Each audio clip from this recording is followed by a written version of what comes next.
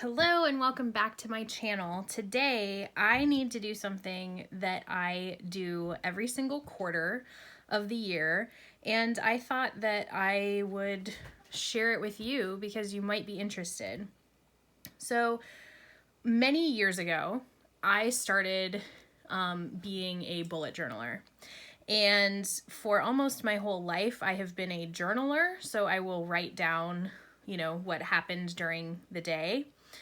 And so I was using a bullet journal for my planner, and then I also had a journal to write down what was going on in my day.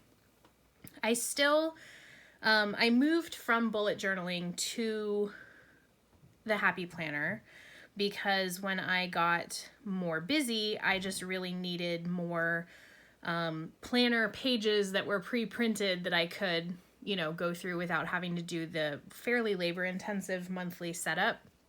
So I no longer really bullet journal, but what I do is I make these books by hand, and they are my journal. And I do sometimes kind of a quasi bullet journal where I might have some like bullet journal spread type things that I like and miss for every month. I usually do like a cover page for the month and so on.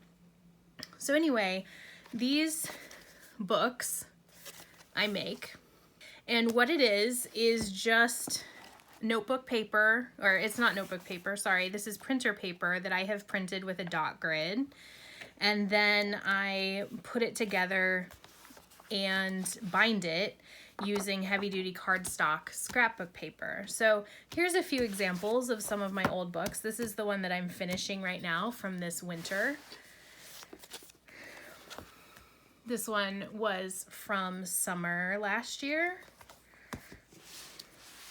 This one was from spring last year, which I absolutely loved this book. It's like so beefy. I did a bunch of scrapbook type things to document the quarantine and all of that kind of fun stuff. I think these flip up. They do.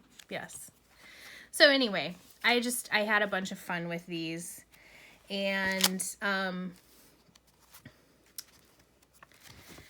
I really enjoy this process. If you are someone who's going to take this book with you out into the world, you might want to get an additional cover for it. I actually made a cover for my books. I don't really use it very much anymore because I used to basically have two books. One would be my bullet journal, one would be my journal. So I would do like a kind of a traveler's notebook type thing. I don't do that anymore because I don't have multiple books going on, but they are super easy to come by and also to make, and if you're interested, I can show you how I made mine. But anyway, so what I do is I take my printer paper. This is 24-pound printer paper. I also have, 32-pound or 34-pound HP paper that I absolutely love, and I use it in my Happy Planner quite frequently. But I find that because you need to get a pretty tight fold on these, that the 30-pound is a little bit too much, and the 24-pound is easier to work with. So I like the 24. I just get this dot grid paper, print it on both sides. I usually choose to flip on the long side. If your printer gives you that option on your computer, I would suggest flipping on the long side, because if you flip on the short side, then you'll have a different lineup of where your printer cuts off printing the pattern on every page, and it's a little bit weird. But if you do it on the long side, it's uniform. So what I do these days is I print 40 pages of this, I believe. I think I'm at 40 now. Let me count and make sure. I printed these a couple days ago, so I forget. Okay, so what we're looking at is the top of my current book And each of these little folded sections is 5 pages. So we have 5, 10, 15, 20, 25, 30, 35, 40. Yeah. So I calculated out that 40 pages works great for me. It gives me space to write most days. Sometimes I write up to 20 pages a day. And remember that when you have one piece of paper, it actually, in the book, turns into 4 pages. So it's 40 pages, 40 printer paper pages is actually a lot of pages in a journal. So one of the factors that you have to pay attention to is making sure that you are choosing a outer cover page that is strong enough to hold up. So in this particular instance, I'm not actually using any of these, but I pulled them for demonstration purposes. So this page, you can see it has some, it's a heavier cardstock. I prefer, typically, if I have them available, to do one with more texture. This is a very shiny, very slick, so it's a little bit harder to work with, although it is exactly, this page is exactly like the cover I'm going to be using. I'm going to be using this for my spring book this year. So I do this every March, June, September, and December is when I change out my seasonal books. So this is going to be my cover this time. It is shiny. It is slick. It is a little bit harder to work with, but I am okay with that. I've been doing this for a while and I think that I can handle it. But if you are just starting out, I would recommend looking for a more textured matte cardstock because it holds the glue better. Okay, so what you do not want is something like this that is basically just paper. It's like as limp as paper, and this is not going to be a good cover. So you could mount this on cardstock, choose which side you want to use and mount it on cardstock and then use it, but alone it is not going to hold up well. So you want a fairly heavy cardstock, a 12 by 12, which is what pretty much all scrapbook paper is going to be just great if you're using 8.5 by 11 printer paper. And so that's how I choose my cover. The other tools that you need are craft needles. I use these, I got, I think at Hobby Lobby like a lot of years ago. I don't know, I think almost 10 years ago now. I use this one, which is pretty big as far as needles go. But it works. For comfort purposes, you will probably want a thimble. Or the other thing that I have done is I didn't have a thimble for a really long time, and so I made like a thumb cover or a finger cover that had a penny sewn into it, and I could just like put it on and use the penny because you're shoving this needle through 5 pieces of paper, and so it can be quite taxing on your fingers if you don't have something hard to push off against. The thread that I use is this. It's incredibly thick polyester thread. I got this roll at Hobby Lobby too, again, like 8+ years ago. But anyway, it is super thick. I don't have any regular sewing thread right here to show you the comparison, but this is probably 6 or 8 times as thick as your standard sewing thread. It's about the same as a full a full, what do they call it, stretch of embroidery thread that you haven't like separated out yet. It's about the same. So anyway, this is what I use. I like to use the polyester thread, but I'm sure that you could use cotton too. I have not tried it, to be honest with you. This is the glue that I use. It's just premium craft glue. This is the Delta Creative Sobo glue.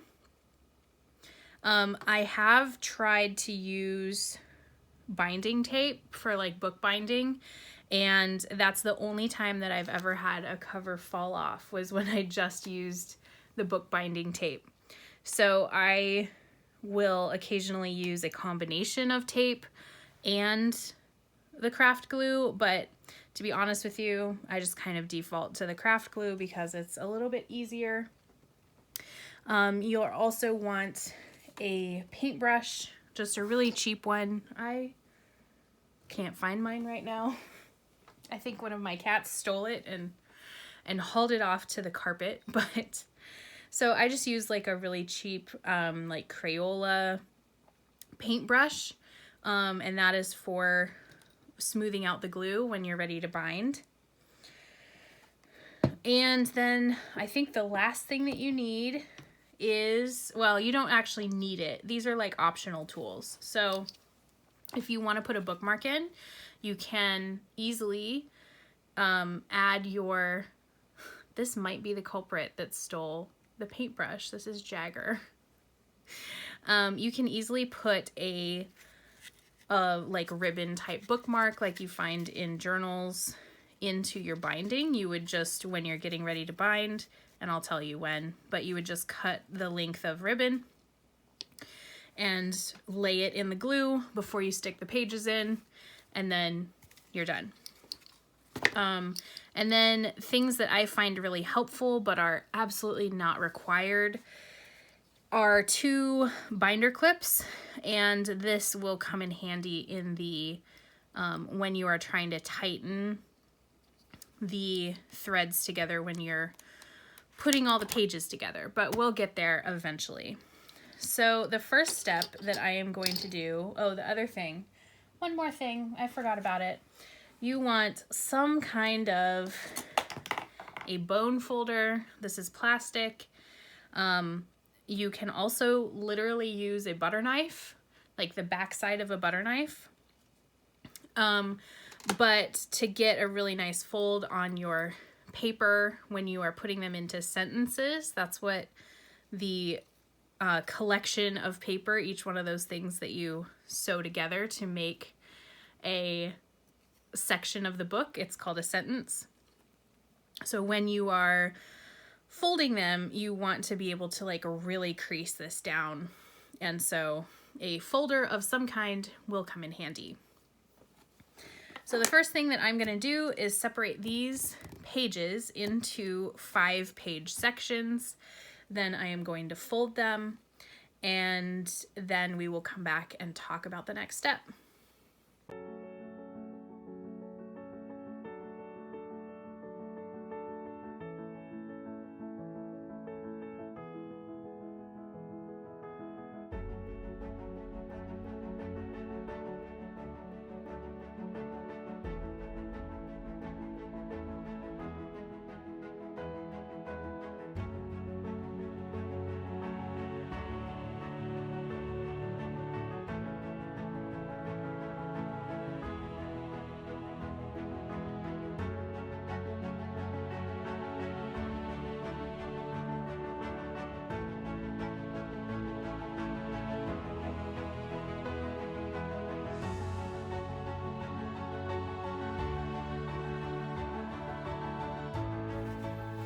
Okay, so here we have our folded sentences, and the next step that we're going to go into is I like to pre-punch the holes that the thread is going to go into before I actually start sewing.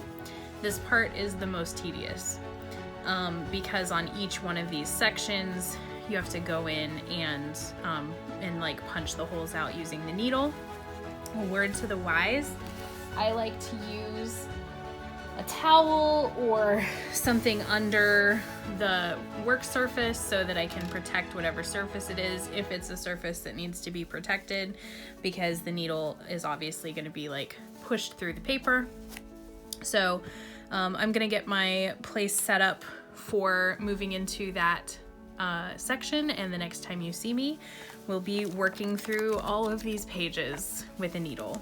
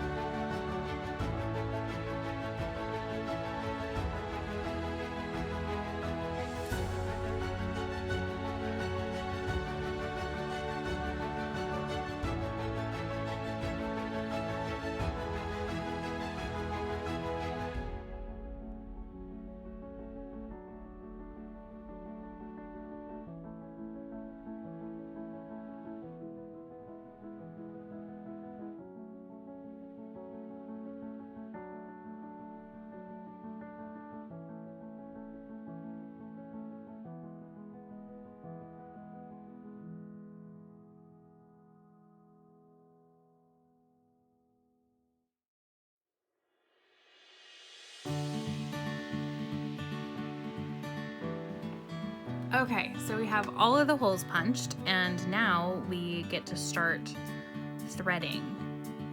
And I cut just like a really, really long piece of thread, because you can always cut off at the end, but you cannot add more, if that makes sense. So I just go like way overkill. And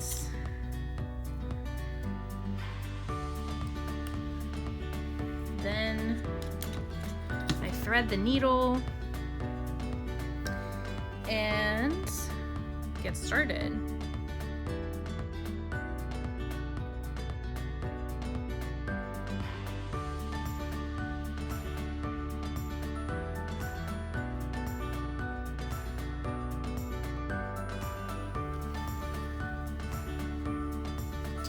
Now, one of the tricks when we're doing these is first have a cat, because that makes everything easier. Secondly, when you're going in the holes, you want to make sure that it is actually coming up the middle of the paper.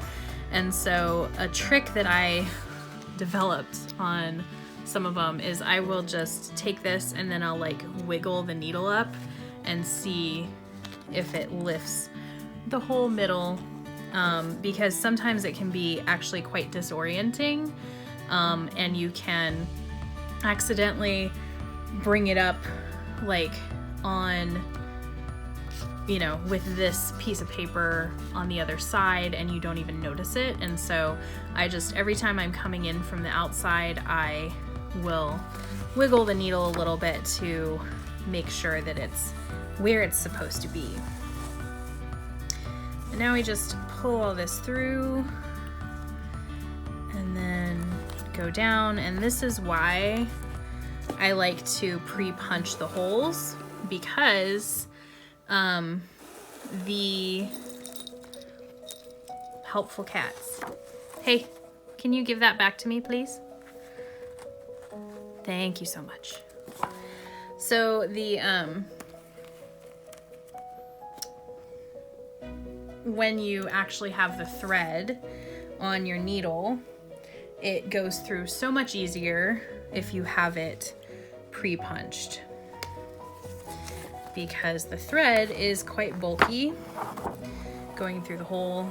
So anyway, it's very helpful.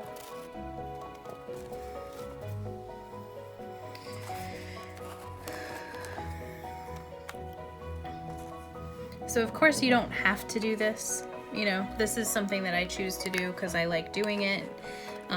There's plenty of journal and bullet journal type books available on the market out there. And I kind of developed this method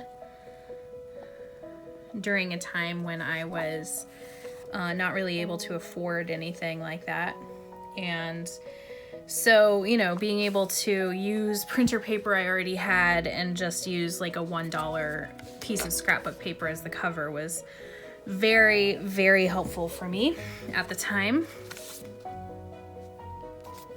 Okay, so first of all, I want to make sure that I'm lining it up. Yes, okay.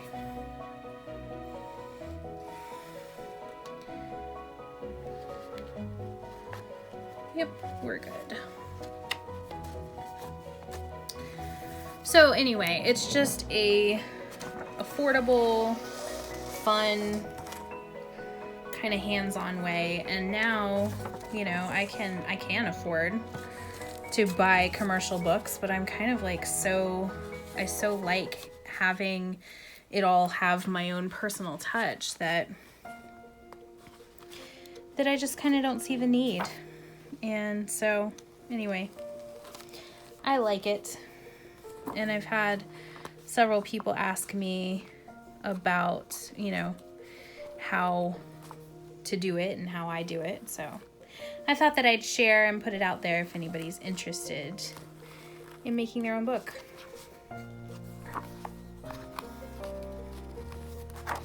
Oh dear. There we go.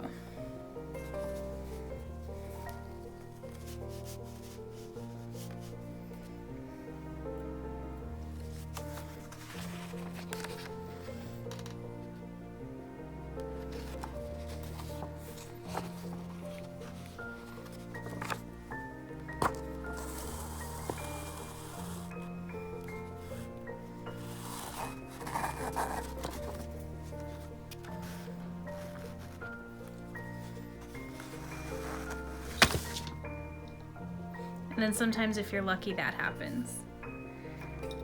Excuse me. Thank you.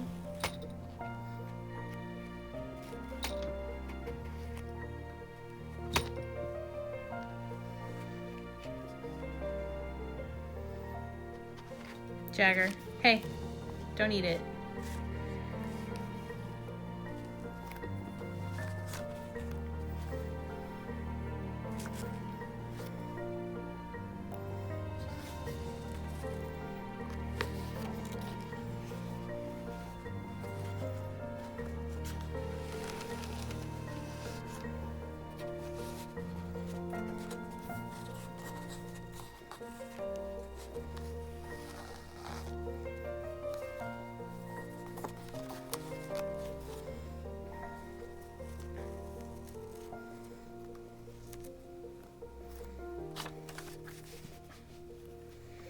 Okay, now when you have your first two done is when I like to start adding binder clips, and I just will pop them here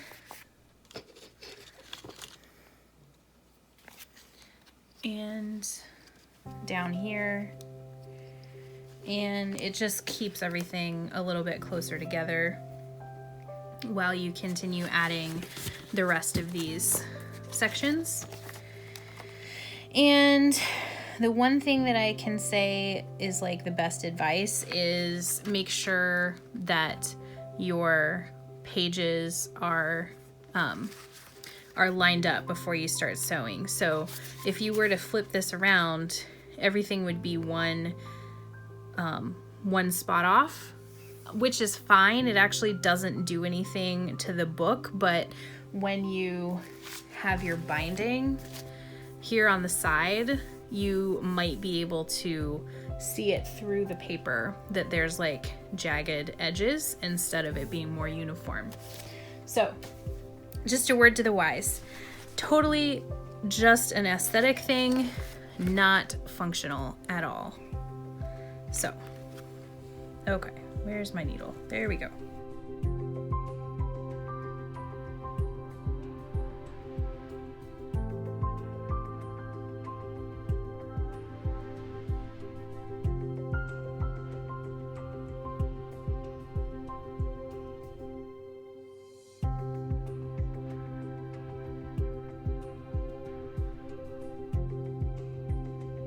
There we go.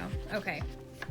So, I don't know if you can see this really well because it's a little bit further down, but here is what it looks like when you are not in the right page from the middle. So you'll have this extra page here.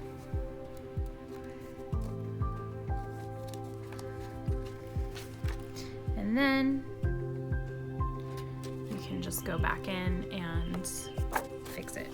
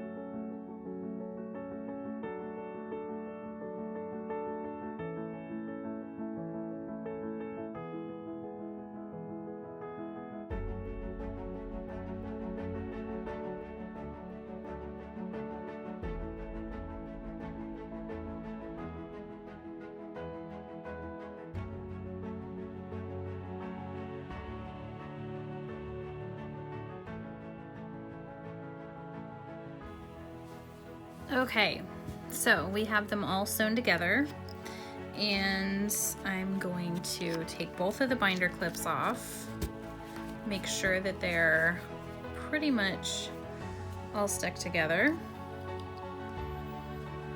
even, and then bind it close to the end so that they're all nice and stuck together.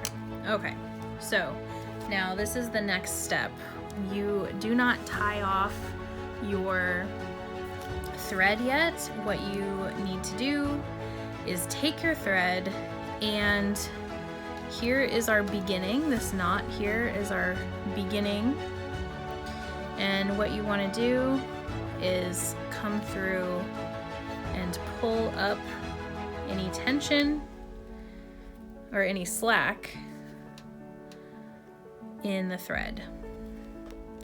And so you just walk it up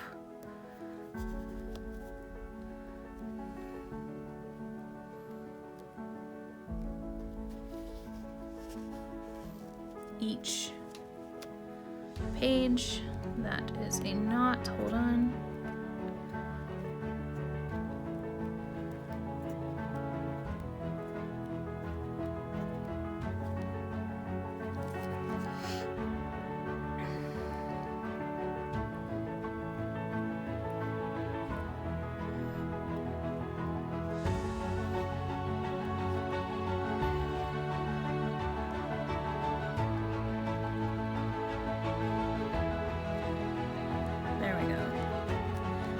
So I'm going to hold that a little bit while I pull so that it pulls straight. There we go. Okay. And it's just amazing to me how much tension and slack can actually be on these threads. Okay, so that was 3, this is 4. There we go.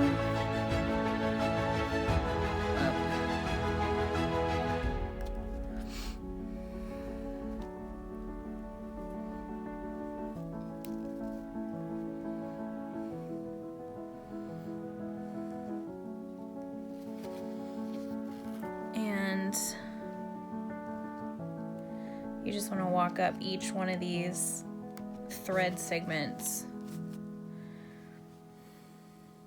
1, 2, 3, 4, 5, 6.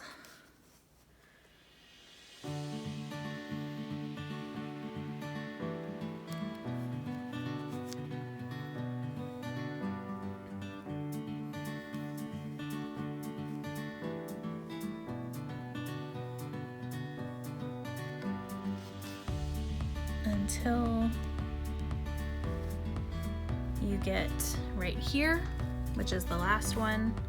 Look at all that extra thread and space. And this will make sure that your book stays firmly bound. And so then you just pull out the tension there, pull out the slack there. And this is pretty tight in my opinion. You can tell by these smaller stitches here that it's pretty like, you know, put together. And so I would be comfortable not going over this a second time, although I have at times done, you know, 2 or 3 rounds of that to make sure that it's as tight as I want it and need it. And so what I'm gonna do is just tie off my knot here.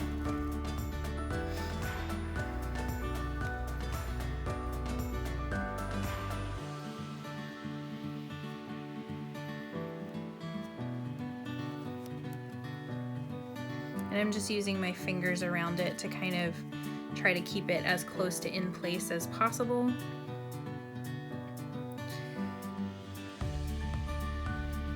Because we don't want it to be too far away. So, sorry that you might not have been able to see that too well, but you're just tying a regular knot, and then I keep my fingers right close around it so that it can't escape. And then it's time to cut it off.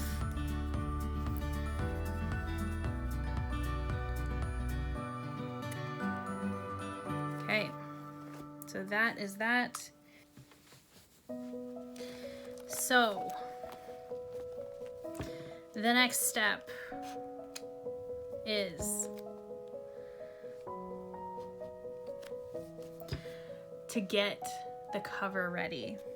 So what we're gonna do is shape the cover and get ready to stick it down, and I will be back very quickly. Okay, so now it is time to figure out the cover. When you are choosing your cover, you want to pay attention to what is going to be on the cover side of it. So this particular thing actually doesn't have anything on the back side, and I'll probably put some paper in it, you know, when it's on the book. But you want to make sure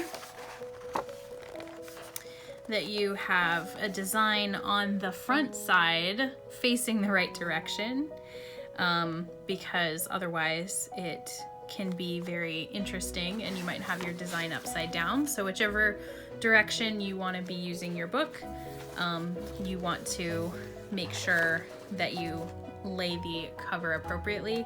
And also, in the case of scrapbook paper, buy something that has the main design you want on the area of the book that is going to be the correct cover, because it's kind of hard to to edit that once you have a book to put together. So I'm just gonna go ahead and take the barcode thing off here. Can you see? Yes, okay. So I'm just lining it up pretty carefully and removing that. This paper, by the way, if you're interested in this paper in particular, is by Ella and Viv Paper Company. It's called Butterfly Kisses, and it's from a whole butterfly pack that they have. Like, they have a bunch of different butterfly patterns. This one is so pretty with the nice pink roses and everything. So I find that the 12 by 12 paper is almost exactly the right size across. So when it wraps around the book like this, it is like exactly the right width for the book once you've worked with it a little bit better. So because I want the rows to be a little bit, like, I want the rows to be at the bottom of the page instead of having all this here, so that I have a little bit more sky and this butterfly is more framed, I am going to wind up cutting sections off both the top and the bottom of this paper to make this cover. So I'm gonna go ahead and do that. I'm gonna measure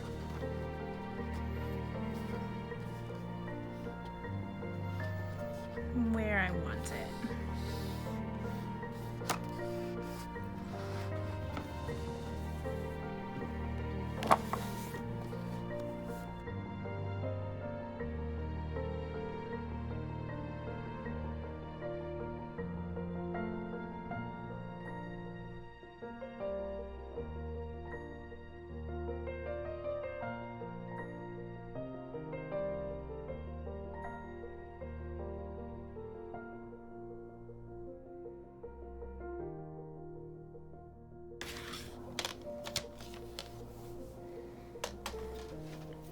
Now I realized that my paper cutter blade was just a little bit dull, so I have a couple little things down here to clean up, but that is no big deal.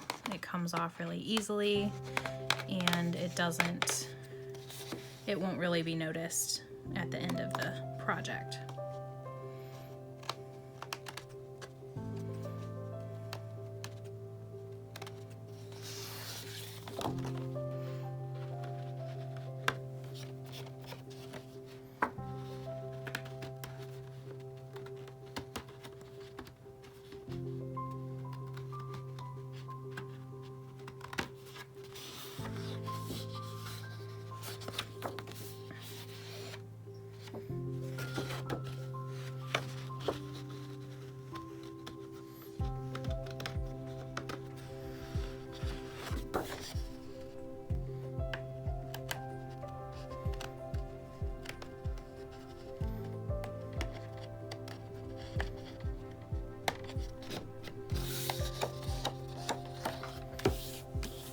Okay, so we have our cover. It is cut out. Now the thing this is like the most nerve-wracking part for me always, is to basically mark in here where the book is going to fall. And I think for this particular moment, I'm gonna go ahead and take these off for a second, because it gives us a little bit of a better look at how it's gonna fit in here. But you also want to try to be sure to hold the pages together. So we're gonna bring this up and over, and at first I'm going to do it, yeah, okay, we're good. So at first I like to do it a little bit more gently, like don't crease it too hard because you want to make sure that you're lined up right. And actually, I think here I am too far over, or too far down, sorry. But then you can just kind of run the crease along there, and then hold this down and bring this over, pressing pretty tightly. And I have my fingers like this, so I'm running down the crease to make sure to shape the paper around the inner paper. Now I'm gonna take this and put these binder clips back on.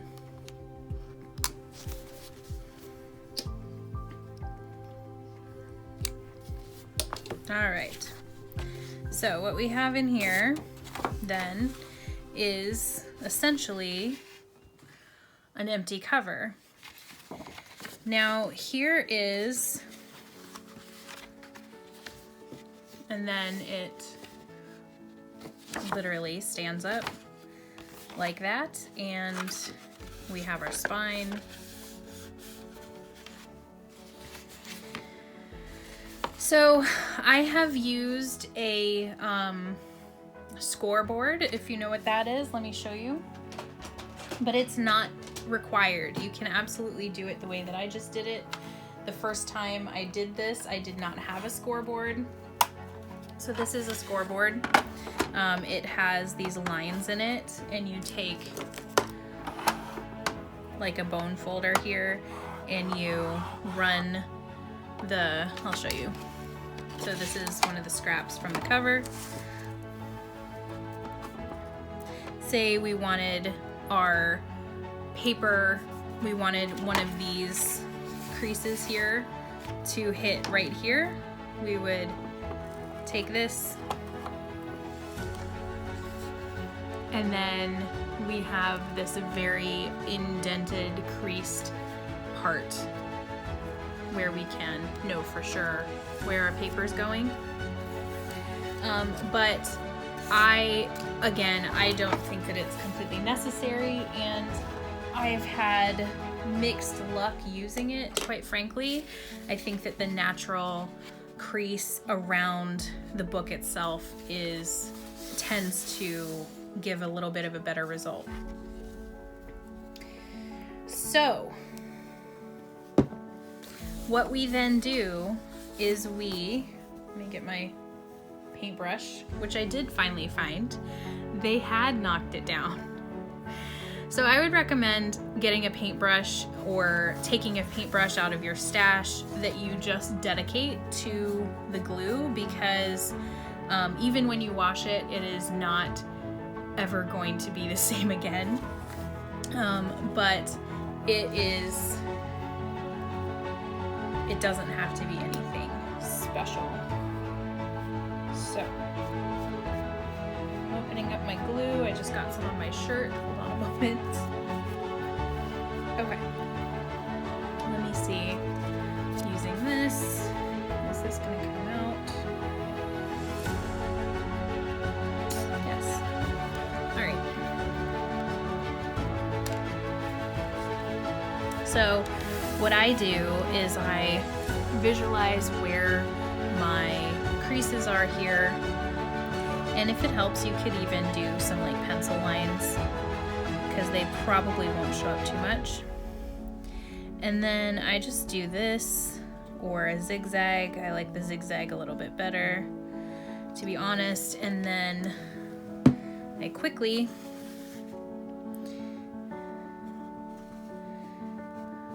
paint it onto the whole spine here. And it is a little bit of a, what am I trying to say? It's a little bit of a crapshoot, to be honest with you, because you want it to be enough glue that it sticks and it holds the pages, and you want it to be not too much that it like splooges out the side. And so it is, yeah, it's, you know, one of those that's like a calculated risk when you're doing it, but I like to get it in kind of a full-ish, healthy spread all the way down. Kind of like that. I don't know. You can't really see that, but you know, there's glue everywhere. So then what you do really quickly is you take your paper, and I like to pinch it together as much as possible, and then you just lay it down, trying to pay attention to making sure that it's relatively balanced, and then you want to bring up each side.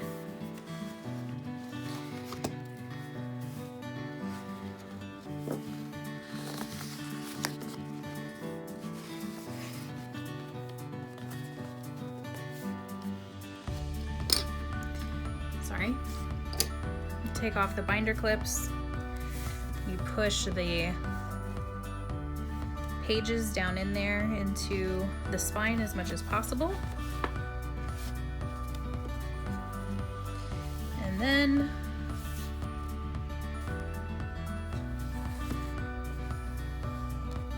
I do one check to make sure that we're good over here, and I think that we are. As far as like, if there's too much glue, then it can run up the inside there, and it can make it really hard to take your page, to open your cover in your first page. So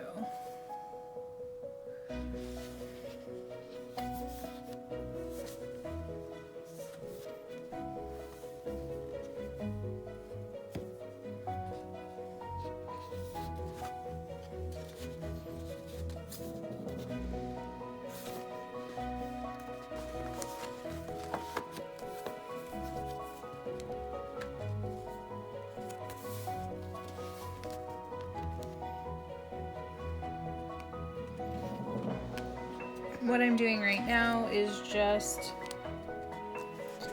pushing all of this paper into the spine. I am using my thumb to make sure that it is shoved in there as much as possible. And then what I'm gonna do is grab the binder clips and bind it, but we want to bind it a little bit further down than we had the original one, because we want to give it some room to gel in there. And this last one here keeps sliding out, so that's why I'm finagling with it a little bit, but there we go. Okay.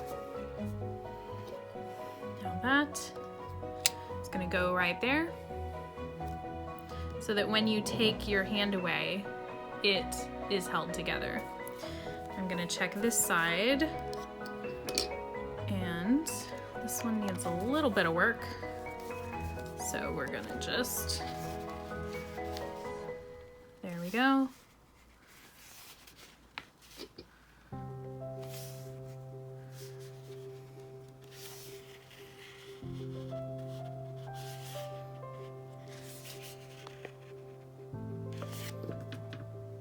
Okay, so it is all pushed into the spine there, and then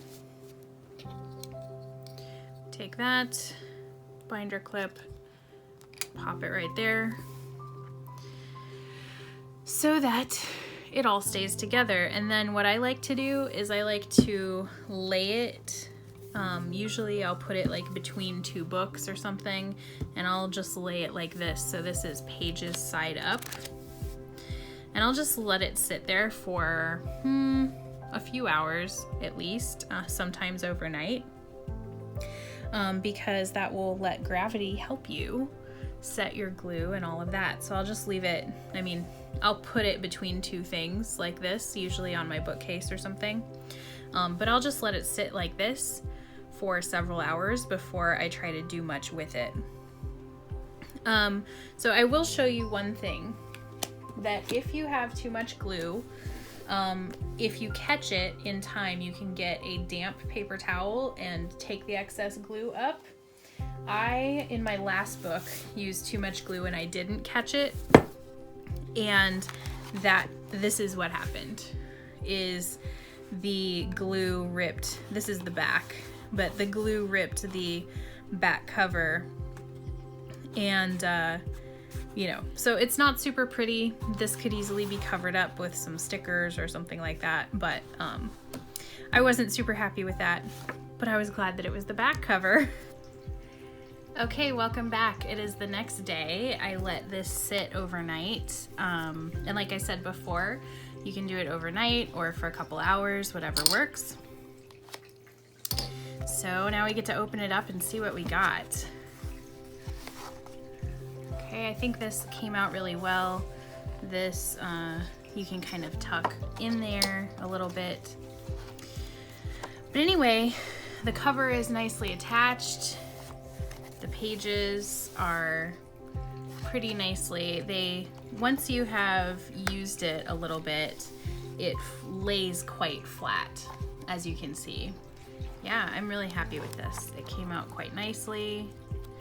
Everything's all stuck in, and it looks like both covers didn't have any sticking with glue, so this is awesome. It came out really well. So like I said, if you have a cardstock that is just white, you can of course decorate it with stickers, you can decorate it with other paper, or you can leave it as is. And there you have your very own handmade notebook. So I hope that you've enjoyed this and that you find it helpful. Let me know if you try it. I would love to see how your book comes out. This has become something that just means a lot to me. It brings a personal touch to my life because I work in these journals every single day, and I love that I have literally made the whole thing from scratch.